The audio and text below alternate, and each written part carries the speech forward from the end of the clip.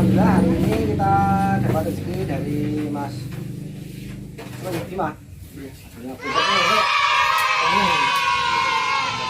Semuanya dong dicairke. Dicairke ya? Satu tuh baru kok. Ya, dicairkan siapa? Bima.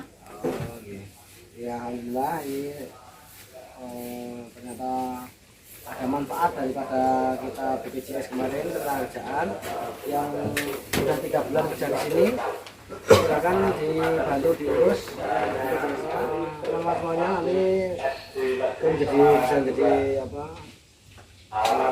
hadir nanti mudah-mudahan nanti yang lainnya bisa dapat juga lumayan ya berapa mbak? 1 juta? 1 juta ini nanti dapat lagi apa gitu rezeki dari Allah SWT ya teman-teman semuanya rezeki yang itu tidak kita duga-duga rezeki kita kadang-kadang datanya kita tidak tahu nggak rencanakan itu lengkapnya dari Allah SWT.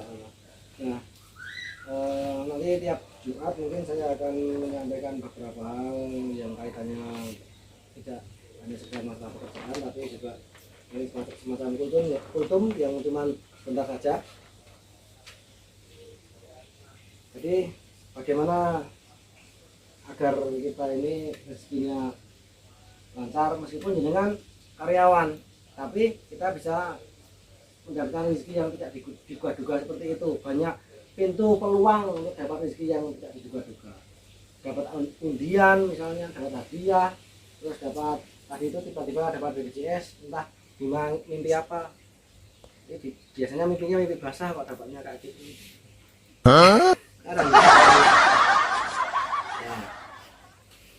Kemarin teman Pak Bambang kemarin ngobrol-ngobrol, lama juga kebanyakan juga saling sharing tanya piye to Pak cara rezeki lancar agar kita rezekinya lancar juga terus hidupnya juga bahagia seneng ayam tentrem dunia dan akhiratnya. Kita juga salah satunya diantaranya nanti beberapa hal, banyak hal sebenarnya faktor-faktornya, tapi ada beberapa hal yang perlu teman-teman perhatikan dan ini jalani, terutama untuk mas-mas, karena mas-mas ini adalah kepala rumah tangga. Jadi ini kalau saya sudah jalani ketika saya ingin sesuatu atau agar lancar dalam wirausaha itu yang pertama yang jelas itu adalah kita harus tidak boleh durhaka, jangan pernah durhaka pada 3 wanita ini. Jangan durhaka pada 3 wanita ini. Yang pertama, siapa yang pertama? Ibu.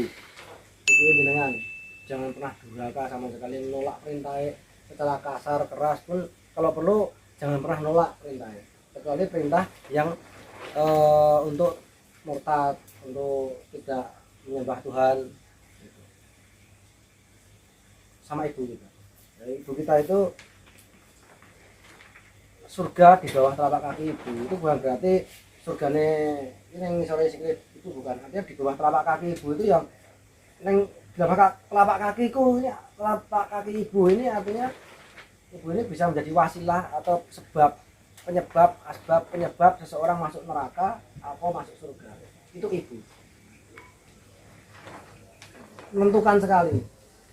Ya di bawah telapak kaki kowe tak cekel pisan. Swargane tak cekel. Nek kowe iki ora marahi aku ridho, bikin aku enggak ridho, maka kalian enggak masuk surga. Kalau bikin aku marah, kalian enggak masuk surga.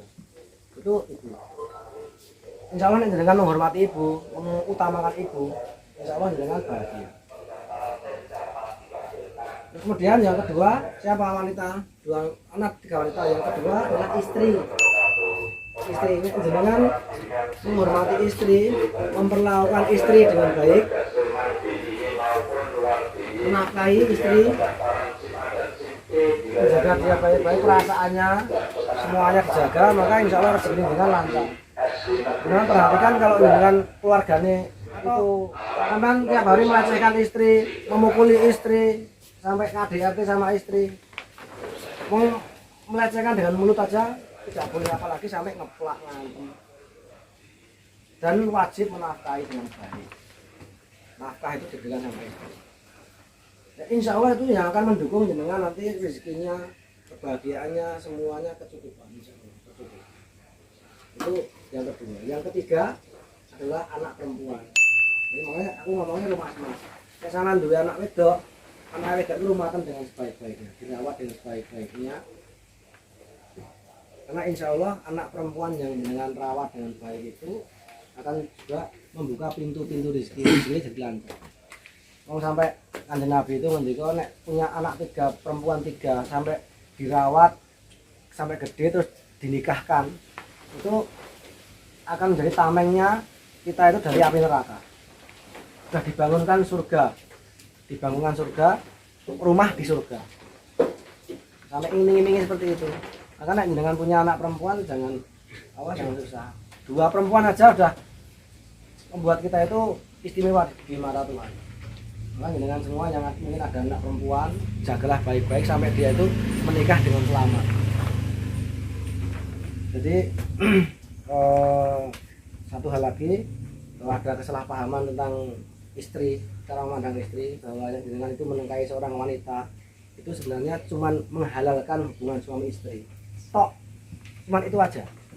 Dan si perempuan wanita seorang istri itu tidak punya kewajiban, tidak harus wajib ngladeni sing lanang, ngumbahke, nyuci, masak, itu tidak punya kewajiban. Tidak ada kewajiban. Nek sampai seorang istri sampai masaknya gawe kopi, ngumbahi klambimu itu meng bonus kebaikan hatinya.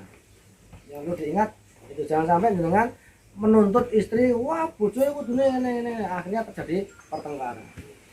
Maka jangan terlalu nek pengen bahagia, jangan terlalu banyak ngarep-arep, berharap muluk-muluk. Nah, bar lunga duwe pengarep-arep, wah nek aku bali saka lunga digawe bojoku nggo kopi, terus bojoku masak cantik, terus menyambut, "Halo sayang." Ternyata bahasan dibukake pintu, bojone memang nggo dasteran kowor-kowor, rambutnya acak-acakan, kukur-kukur. Mas, kok kali jangan jono gimana? Itu gak turun ini. Wanggop. Nah itu mulai kecewa, baru ngamuk. Nah itu yang menyebabkan kemudian terjadi sering jadi percekcokan, jadi mungkin dimaki-maki istrinya, dituntut yang padahal itu bukan kewajiban. Pernikahan itu hanya membuat masalah hubungan suami istri menjadi halal, itu aja. Tapi juga pernikahan tidak seenak itu. Nggawa anake wong bapakne bojoku iki lho, rumat dia itu dari waktu masih di perut lahir tuh yo rekoso tenan. Kok tiba-tiba iso tok gondol hanya dengan seperangkat alat sholat dan gurih temen. Maka ketika jenengan bisa menikahi seorang perempuan dan bisa menghalalkan hubungan suami istri itu dengan dibebani kewajiban menafkahi, melindungi, menyayangi. Jadi ini sampean itu nek menikahi seorang perempuan ya sajane sejatinya sampean yang dadi budake wong wedok. Wong kok nyambut gawe ya mung dienggo wong wedok. Dan wajib menafkahi, membahagiakan dia. Dan hak sampean mung iso ngeloni tok. Wis. Meh kuwi tok. Oleh karena itu teman-teman semuanya, ketika jenengan nanti menikahi harus paham itu. Jangan nuntut istri kudu ngene, kudu melek aku manu golek gawe, golek kerja, kudu kerja golek duit, kudu ngirangi aku. Ora wajib. Justru laki-laki itu sing wajib goleke pangan bojo aja ngasih kekurangan. Nah, dengan punya pemahaman seperti itu, maka 3 hal tadi itu menghormati ibu, menghormati istri dan menghormati anak perempuan itu akan bisa didapatkan insya Allah dengan rasa ikhlas. Oh aku memang ya wis nek bojoku ngono kuwi ya wis piye meneh ya. Iki wis resikoku biyen menikahi dengan aku nikahi kamu dengan seperangkat sholat, ya semua akhirnya kewajibannya seorang suami ya minggu dosane bojo bareng. Ketika zaman akad nikah ini minggu dosane. Makanya nek wong sing paham tentang pernikahan nangis tenan. Ketika salaman jabat tangan, aku nikahi Nawang saya binti sapa dengan mas kawin seperangkat alat maca, alat maca. Sah. Itu langsung semua beban dosa sing kudune nggawe bojo iki kabeh dadi kewajibane seorang suami untuk nasihati. Dan nek umpama seorang perempuan gawe dosa wong lanang rasa nasihati, dosane mlebu ning sing lanang. si laki-laki suaminya itu, menanggung dosanya si perempuan itu. Dan dia juga punya kewajiban untuk menafkahi, ngasih makan, mencukupi kebutuhannya, sandang, pangan, semuanya. Itu adalah konsekuensi dari seperangkat alat sholat. Oke, tapi jenengan tidak punya kewajiban maksa-maksa bojo kon gawe kopi, kon masake, kon itu hanya kebaikan hatinya seorang perempuan. Yang bonus. Nah, itu kan juga timbal balik. Perempuan pengen disayang-sayang sama istri, pengen rumah tangganya adem ayem, men suaminya ran digadul terus, mencucu. Ini Mas Junis ngerti, wah jadi Mas Bambang orang untuk gawe kopi nih. Ini ya aku pesen gawe kopi. Ora wani muni-muni nang cucu banding lalang duer. Ya kan salah. Kan dari nyaman lah sing itu. Nah, supaya nyaman biasanya si perempuan itu piye carane gawe bojone sing enak. Akhirnya kabeh padha-padha seneng, jadi timbal balik. Ya akhirnya masak mencucikan bajunya. Karena adanya hati perasaan perempuan sing pengen apa sih? Ayam tentrem. Pengen damai, pengen bahagia, pengen dipuji seorang suami. Wong wedoke dipuji bojone walah seneng dan sundul langit. Dibanding dene sak juta mending dipuji-puji paling Mbak Yu. Enggak duwe ya.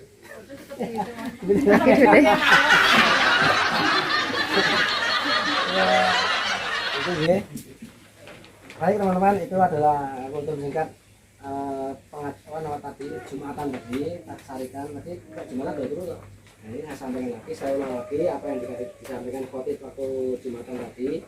Mungkin dengan pada tidur atau mungkin dengan tadi telat, nah, tak sampaikan lagi. Jadi nanti mungkin tiap Jumat jam 1 seperti ini saya akan mengulang khutbah Jumat tadi di masjid biar dengan makin semangat apa pemahaman spiritualnya, agamanya yang Dimas mungkin non muslim tapi juga sebenarnya ya podo bae. Maksudnya secara pelajaran pemahaman budi pekerti itu sebenarnya sama saja. Oke, terima kasih. Assalamualaikum warahmatullahi wabarakatuh.